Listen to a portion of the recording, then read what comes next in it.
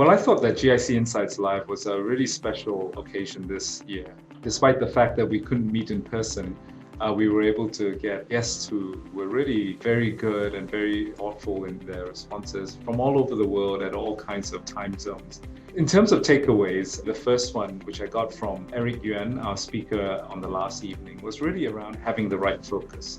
In response to a question to him about, whether he thought about what competitors were putting into their programs in competition with Zoom, he said no, he was not focused on the competitors, but on his customers and what would really make the Zoom experience, the communications that they can have using his program, whether they were happy with it, what were the things that would give them a better experience.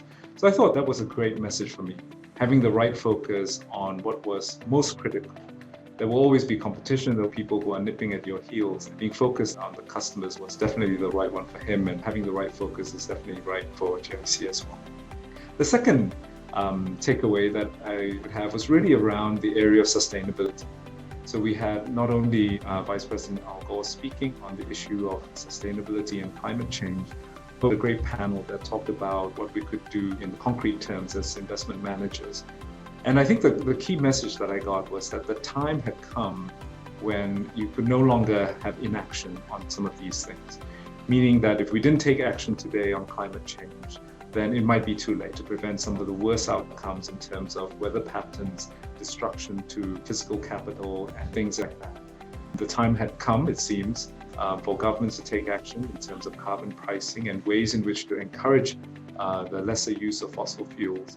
For investors, the time had come to invest heavily in solutions that would help in terms of the use of fossil fuels, saving energy, and so on. Certainly in our portfolio, we've seen many opportunities to put money, and they have started to do well, and we expect them to continue to do well. Now is the time to make sure that those are in the portfolio. Then finally, the takeaway for me was that despite the pandemic, despite all the trouble that it caused, there was still room for optimism. One of the most important of these reasons was around technology and what it was doing in terms of allowing people to do things that they weren't able to do before. Certainly in the area of working from home and communications, that's important.